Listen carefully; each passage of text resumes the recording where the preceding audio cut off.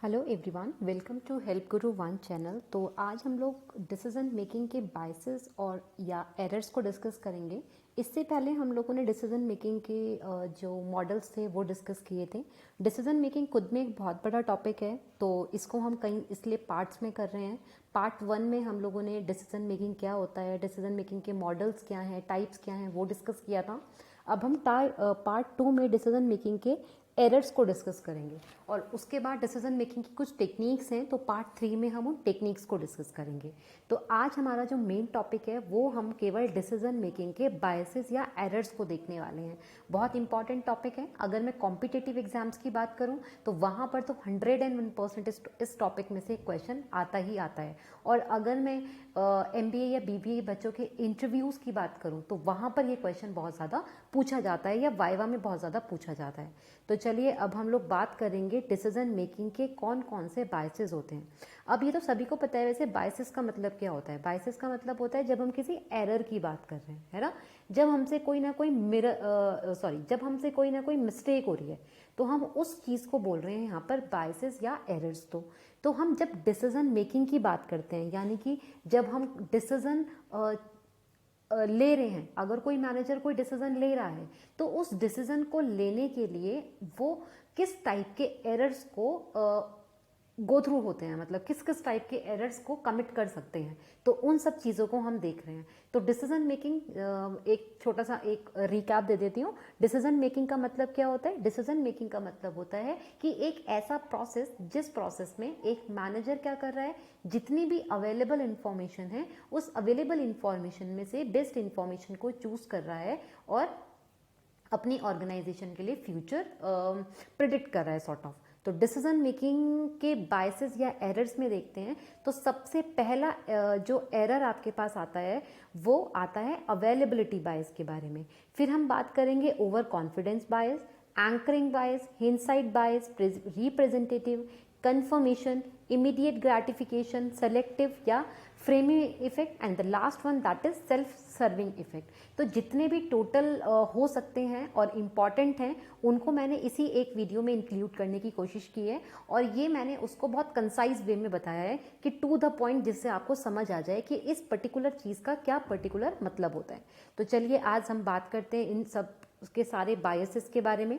तो पहला हम बायस देखते हैं अवेलेबिलिटी बायस के बारे में।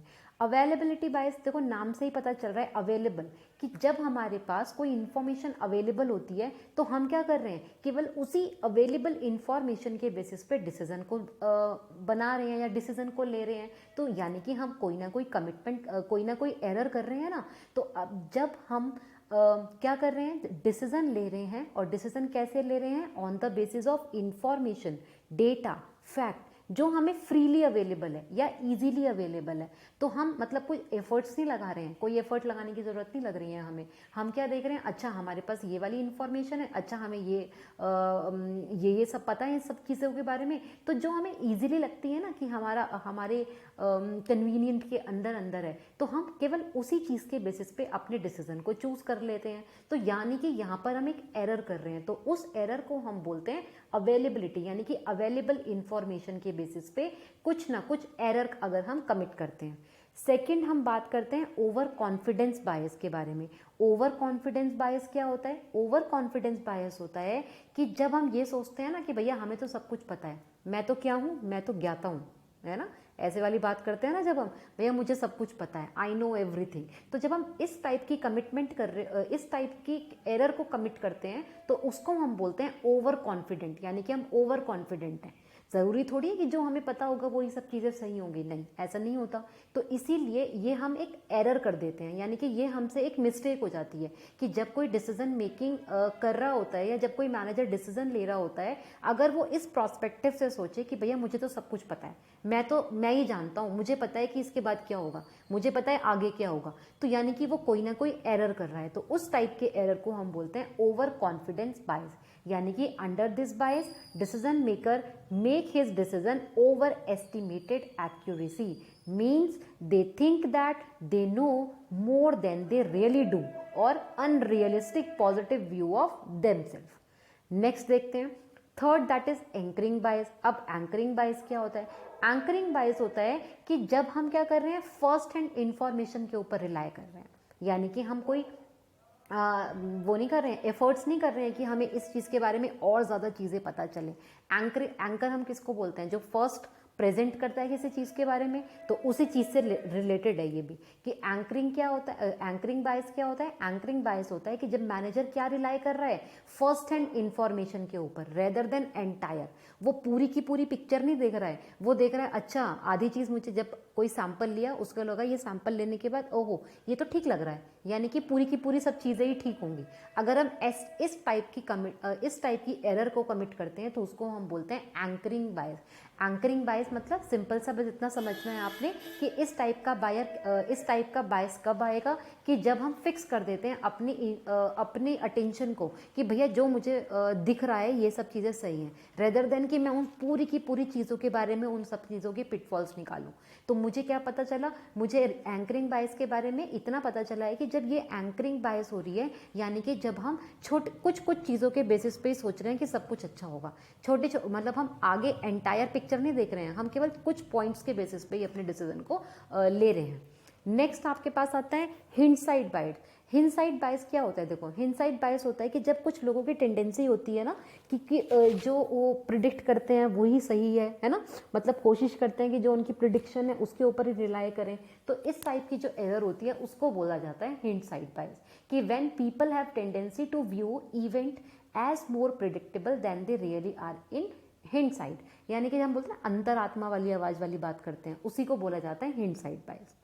नेक्स्ट रिप्रेजेंटेटिव बायस। रिप्रेजेंटेटिव बायस क्या होता है? कि जब मैनेजर एग्जिबिट करता है किस चीज़ को, किसी चीज़ से एनालॉग करके। एनालॉग का मतलब होता है कंपेयर करके, कि जब हम ऐसा देखते हैं कि अच्छा इस पर्टिकुलर सिचुएशन का जो डिसीजन लेना है, यानी कि एक सिचुएशन ए है, एक सिचुएशन बी है। अब ए जो सिचुएशन थी वो मैनेजर के साथ पहले हो चुकी थी और उस टाइम पे जो उसने डिसीजन लिया था वो उसके लिए अच्छा था, यानी कि उसको पॉजिटिव रिजल्ट मिला था। तो जब दोबारा वही वाली सिचुएशन आई तो उसने सेम टू सेम वही डिसीजन ले लिया उस पर्टिकुलर चीज़ के ऊपर। तो उसने क्या किया? कंपेयर किया कि पहले भी यही हुआ था तो मैंने ये डिसीजन लिया था तो सही था, तो अब भी अगर मैं वही लूंगा तो वही सही होगा। तो इस टाइप को हम बोलते हैं रिप्रेजेंटेटिव बायस। रिप्रेजेंटेटिव यानी कि जब हम कंपेयर करते हैं, जब हम एनालॉग करने की कोशिश करते हैं, जब हम कंक्लूजन निकालने की कोशिश करते हैं अपने एक्सपीरियंसेस के बेसिस पे कि पहले जब मेरे साथ ये हुआ था तो मैं इसका ये सोल्यूशन था तो अभी भी वही ले लिया, तो यानी कि उसने कोई एरर कर दिया। एरर ही तो हुआ, जरूरी थोड़ी है कि पहले टाइम पे वो चीज़ अगर सक्सेसफुल हुई थी तो वो अभी भी हो। उसको क्या करना चाहिए था? नई प्रॉब्लम के बारे में उन सब चीज़ों के ऑल्टरनेटिव्स देखने चाहिए थे, नहीं, पर उसने नहीं किया। उसने क्या किया? कंपेयर कर लिया पुरानी वाली बात से और उसी से अपने डिसीजन को ले लिया। तो इसको बोला जाता है रिप्रेजेंटेटिव बायस। नेक्स्ट आता है आपके पास कंफर्मेशन बायस। कंफर्मेशन बायस क्या होता है?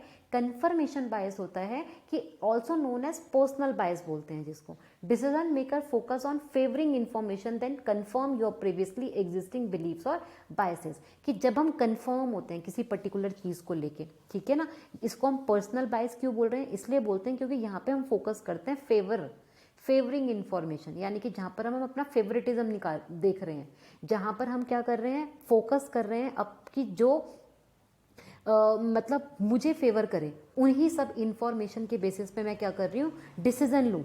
तो उसको बोला जाता है कन्फर्मेशन बायस। बेसिकली जो ये कन्फर्मेशन बायस होता है ना, ये मतलब रिलेट किया जाता है कि जो आपकी एग्जिस्टिंग बिलीव्स है, जो आपकी एग्जिस्टिंग वैल्यूज़ हैं, हम केवल उसी को कंसिडर करके डिसीजन को ले रहे हैं। मतलब हम अपना पर्सनल देख रहे हैं, पर्सनल से रिलेट करना कि जब हम अपने ऊपर देख रहे हैं इस चीज़ों को कि अगर हम ऐसा करेंगे तो मेरे साथ ऐसा होगा, अगर मैं इस चीज़ को वैसे अलग तरीके से करूँगी तो मेरे साथ तब क्या होगा। तो जब हम पर्सनली किसी चीज़ के ऊपर डिसीजन ले रहे हैं तो उसको बोला जाता है कन्फर्मेशन बायस।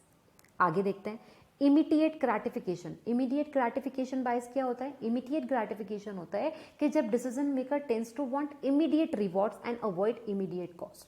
ये क्या है? देखो, आपके पास फिर से दो प्रोजेक्ट है, एक प्रोजेक्ट ए है, एक प्रोजेक्ट बी है।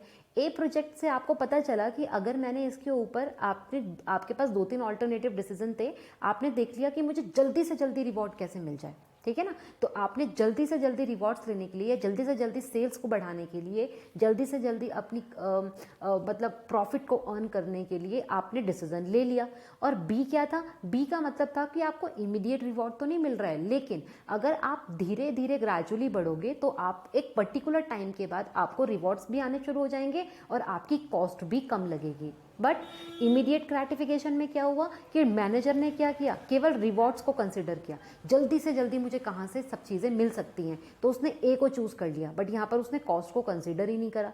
बी वाला क्या था कि बी वाले ने कॉस्ट को भी कंसिडर किया कि अगर मैं इस चीज़ को ऐसे लूँगा तो कॉस्ट मेरी कम लगे, और अगर मुझे धीरे धीरे रिवॉर्ड मिल रहा है तो कोई बात नहीं, तो बी अच्छा था। तो बट इमीडिएट ग्रेटिफिकेशन कैसा हुआ, इमीडिएट ग्रेटिफिकेशन हुआ जब आप कॉस्ट को अवॉइड कर रहे हो और केवल रिवॉर्ड्स को कंसिडर करके जल्दी से जल्दी आप अपना आउटपुट को बढ़ाने की कोशिश कर रहे हो। उस टाइप की जो डिसीजन लेंगे उसको बोला जाएगा इमीडिएट ग्रेटिफिकेशन बायस।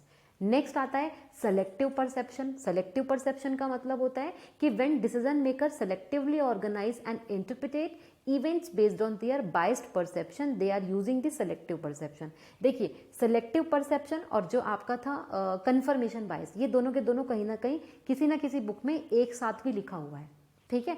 तो ये आप ऐसा मत समझिएगा कि वहाँ पर भी यही सेम चीज़ को कंसिडर किया गया है, यहाँ पर भी थोड़ा थोड़ा कहीं ना कहीं आपको मतलब एक जैसा लगेगा, बट माइनर फ़र्क है। जैसे सेलेक्टिव परसेप्शन में क्या है कि सेलेक्टिव परसेप्शन में आप एक पर्टिकुलर बाइस्ड परसेप्शन को ही ले रहे हो, ठीक है। और कन्फर्मेशन बायस क्या था, जहाँ पर आपके बेस्ड बिलीव्स, आपके वैल्यूज, आपके कस्टम, उनको भी कंसिडर किया जा रहा था।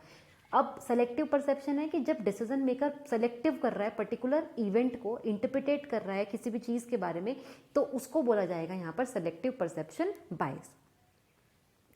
फ्रेमिंग इफेक्ट क्या होता है, देखिए फ्रेमिंग इफेक्ट बायस होता है कि जब हम किस प्रिंसिपल के ऊपर काम कर रहे हैं कि जो हमारी चॉइसेस हैं वो इन्फ्लुएंस्ड होती हैं किससे, फ्रेमिंग इफेक्ट से। लाइक अब मैं आपको बताती हूँ कैसे, कि जब हमने देखा कि आपके पास दो टाइप के प्रोजेक्ट हैं, अगेन फिर से ए और बी। ए डिसीजन जो ए प्रोजेक्ट है, ए प्रोजेक्ट के अंदर जो डिसीजन लिया जा रहा है वो लिया जा रहा है केवल किसके बेसिस पे, फ्रेमिंग के बेसिस पे, कि यहाँ पे जो दिखाया गया है, दिखावा जो है मतलब वो बहुत अच्छा है, बट उसका जो एट द एंड रिजल्ट आएगा वो उतना सूटेबल नहीं आएगा, उतना अच्छा नहीं आएगा। बी क्या है कि दिखने में नहीं लग रहा कि वो अच्छा है, ठीक है ना, वो प्रोजेक्ट नहीं किया गया अच्छे तरीके से, बट उसका रिजल्ट बहुत अच्छे से आ रहा है। तो यानी कि जब हम किसके ऊपर फोकस कर रहे हैं, दिखावे के ऊपर, जब हम ये देख रहे हैं कि किसी पर्टिकुलर चीज़ को बहुत ही अच्छी वर्डिंग दे दी गई, अच्छी अच्छी फ्रेजिंग दे दी गई, अच्छी अच्छी तरीके से प्रोजेक्ट कर दिया गया, अच्छे तरीके से प्रेजेंट कर दिया गया, तो जब इन सब चीज़ों के ऊपर फोकस कर रहे हैं तो यानी कि हम कोई ना कोई एरर कमिट कर रहे हैं, तो उस एरर को बोला जा रहा है यहाँ पर फ्रेमिंग इफेक्ट बायस। और बी क्या था, जहाँ पे आपका दिखावा अच्छा नहीं था बट आपका आउटपुट अच्छा था, तो क्या बताया जा रहा है कि आपको आउटपुट के ऊपर फोकस करना चाहिए, ना कि आपको दिखावा प्रेजेंटेशन के ऊपर फोकस करना चाहिए। नेक्स्ट सेल्फ सर्विंग बायस क्या होता है, सेल्फ सर्विंग बायस होता है कि when decision maker who are quick to take credit for their success, कि जब हम किस टाइप के डिसीजन की बात कर रहे हैं कि आप देख रहे हो कि अगर अच्छा हुआ तो मैंने किया, बुरा हुआ तो किसी और ने किया, तो यानी कि फेलियर वाली जो चीज़ थी वो हमने ब्लेम कर दी आउटसाइड फैक्टर्स के ऊपर, और जो क्रेडिट वाली बात थी वो हमने खुद लेने की कोशिश करी सक्सेसेस का। तो इस टाइप का जो बायस होता है उसको बोलते हैं हम सेल्फ सर्विंग बायस। तो आज की क्लास के लिए इतना ही, और अगर ये टॉपिक अगर आपको नहीं समझ आया, कोई पॉइंट समझ नहीं आया, तो फिर आप मुझे बता सकते हैं, मैं उसको दोबारा रिपीट करने की, आपको समझाने की कोशिश करूँगी। और thank you so much, keep learning with help Guru 1।